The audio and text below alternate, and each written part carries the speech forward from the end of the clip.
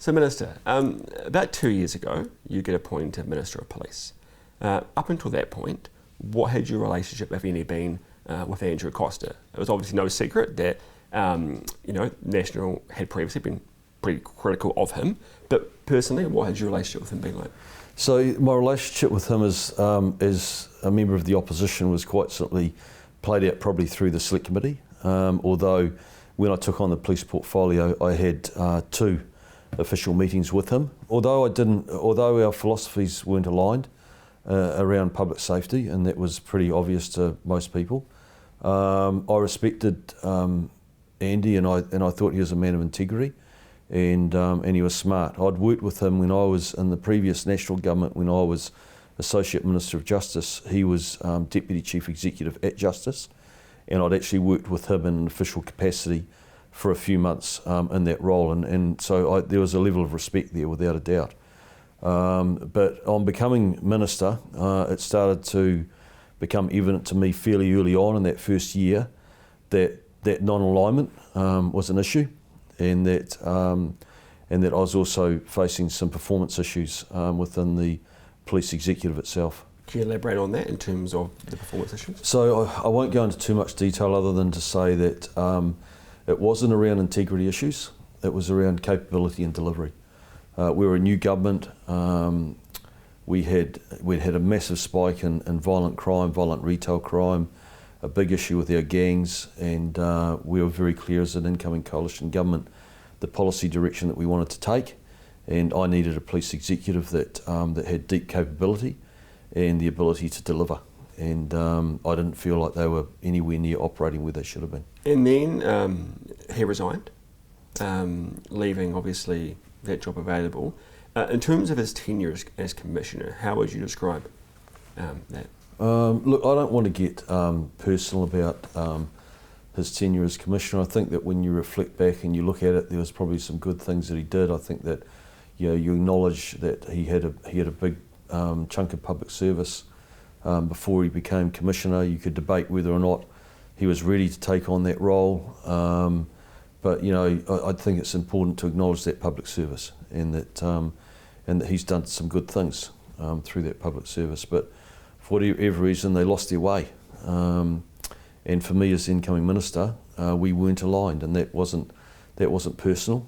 It's just that my view around public safety and how to achieve that and his were different. He was more aligned with the previous government. More recently, Andrew Costa has this interview with Q&A in relation to Jevon McSkimming and the affair that he had with Miss Z and the allegations that came from that. Now, in this interview, he says that he had discussed it informally with you throughout 2024. What's your response to that? Well, that's not true. There was no formal or informal discussions around Miss C at all. I was not aware of her existence, that she even existed, until the 6th of November, when he was instructed by the PSC to come and brief me on a no surprises basis. Had he brought forward to me at any time through 2024 that there was a complaint against a statutory Deputy Commissioner that involved an extramarital affair, a age difference, a power imbalance, a job created, and then for whatever reason a dismissal that had then transitioned into, and as it was presented to me, a campaign of harassment and stalking, then it's beyond me why they couldn't see that there were massive red flags there that needed to be looked into. And had he brought that forward to me, then I would have initiated exactly what I did on the 7th of November, having been briefed on the 6th, and that is asked for a meeting with both the PSC and the Solicitor General so that I could bring my concerns forward, which I did. Now, in the interview, Andy is fairly persistent in saying that this is what happened. Do you think there's any chance that it might have been that you forgot about the conversation? No. Is there any? No, I'm not going to forget about a conversation like that. And it's, by the way, it's not just a passing conversation either. It's a statutory appointed Deputy Commissioner, and to put some context around it, it was an executive that he knew. I was not happy with their performance. So I just believe that that Andy Costa had become so invested, and if you read the IPCA report, you can see this narrative emerging, is that he was heavily invested in the success of Jevon McSkimming becoming his successor, to protect what he saw as his legacy. And I think at the end of the day, that went to the heart of all the issues that we've seen sort of transpire. Why do you think Andrew Costa would lie? Well, you'd have to ask him that. But, you know, I've been asked about this, and I've said it's not incumbent on me to prove that there wasn't that conversation. It's incumbent on him to prove that there was. And I don't think he has any evidence to prove that that conversation happened. There were no file notes, there were no records, no one else was in the meetings, although the one that I understand that involved you know, the leader of the opposition, there were supposedly other people in a police vehicle that had no recollection of anything like that being brought forward. You know, Heather Baggett from the PSC, he said that he had briefed her also. She wasn't even working at the PSC when he said she was briefed. The IPCA have come out and said that they consider his evidence to be unreliable and inconsistent. I'm a father of 2 daughters. If that had been briefed to me, even in the form that it was, with the narrative around Jevon McSkimming being the victim, which of course I rejected immediately, that's why I called the meeting with PSC and the Solicitor General. If he had briefed me on that any earlier than the 6th of November, I would have taken action on that. Do you think you should have been told earlier? Absolutely. I should have been informed about. The Commissioner should have informed me about this, you know, at the earliest opportunity, and he didn't do that. Are you angry with that? He was, and to put some context around it, he didn't willingly come and brief me on the 6th of November. He was instructed to come and brief me on the 6th of November by the PSC. He has stepped forward and he's made an apology. I thought that it was very important to apologise to the 15,000 sworn and non-sworn members around the country. You know, that there's been a mixed range of emotions there, but definitely a strong feeling of betrayal when you've got your most senior police officers, the entire executive, that have had a very negative finding against them in relation to integrity by the IPCA. That is serious.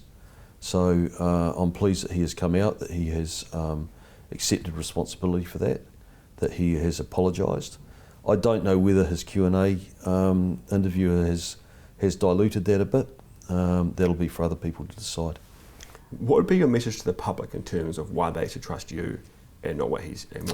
The public will make their own decisions on things. You know, the media, we've got some journalists that are very balanced and people trust maybe others that aren't so balanced. They sift through that, they work it through, they're able to come to their own conclusions on things. And so whether the public trusts me is going to be left with them. If he was able to come out and he did have this proof, or he was able to prove that he had his discussions, and you did know earlier, in terms of for you, would you resign as Minister of Police if he was able to somehow prove that you knew earlier and nothing was done? Well, my own integrity is really important to me. So Andrew Costa is not going to have any proof that there was a conversation that happened in relation to Miss C before the 6th of November, because had he had that conversation with me, I would have taken some action on it. But would you though, if he could prove it? Well, it's not going to be for me, that's a hypothetical, and it's not a hypothetical that's going to happen because he didn't have that conversation with me, and he's got no proof. I personally, if you're going to bring accusations like that forward, then you should come forward with some evidence on that. We shouldn't live in a country where you can just make allegations and point the finger and smear people without being able to come forward with some evidence to prove it. And he's done it 3 times, and all 3 times he hasn't been able to provide any evidence on it. There's also the emails. There was 36 emails that were initially sent to you. Do you mind just telling us what this process was that was in place to then redirect them?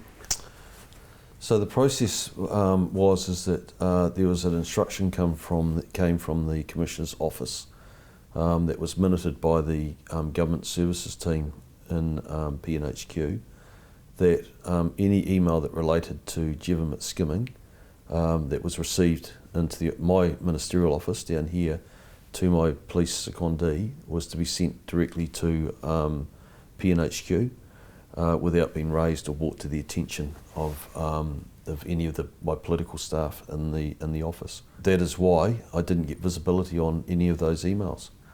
Now, people sort of said, "Oh, well, you hold the staff to account." Absolutely not. Quite the opposite. My secondees in my office here are quite simply outstanding. They hold to all the values of the New Zealand Police. This was a protocol that was put in place by the Commissioner at the time, who they had full trust and confidence in. They had no reason to doubt the Commissioner. In fact, quite the opposite. They probably felt like, "Oh, this is good, the Commissioner is dealing with this. It's being dealt with at the highest levels of the police."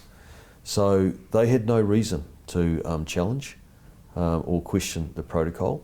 They quite simply had full trust in their Commissioner. So how did you find out about this, and what was your reaction when you find out about this protocol?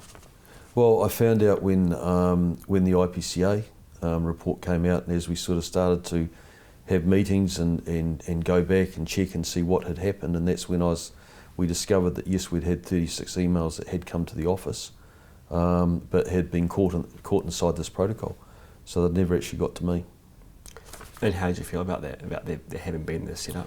I felt pretty angry about the fact that I've got my own view. I know that we don't use the C word, but having been the minister and having the Commissioner or the Commissioner's office take actions to intentionally make sure that I didn't get visibility on something that I felt was actually critically important, I think that's about as far as you can go in terms of a shocking, atrocious lack of integrity. The final IPCA report was sent to ministerial staff, to ministers, to the police commissioner before it was eventually publicly released. When you first saw that report and you had a chance to read through it, what was your reaction to what you read? It was worse than what I thought as I got into it. And I just knew it was going to be really bad, and I knew that we were going to have to have a very strong response to it, and have to work hard around trying to maintain public confidence. And the flip side of it is that I got a lump in my throat when I read about the actions of some of those officers.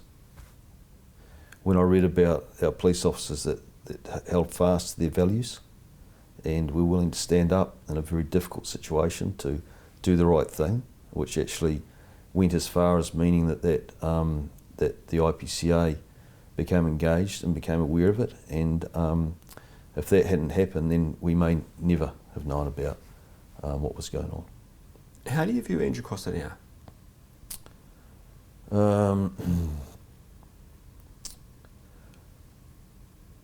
It's a really good question.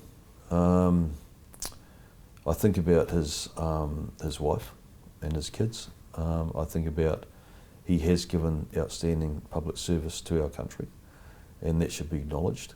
But I also feel very strongly that he needs to actually personally show that he understands the seriousness of it, that it's a genuine apology, without caveats.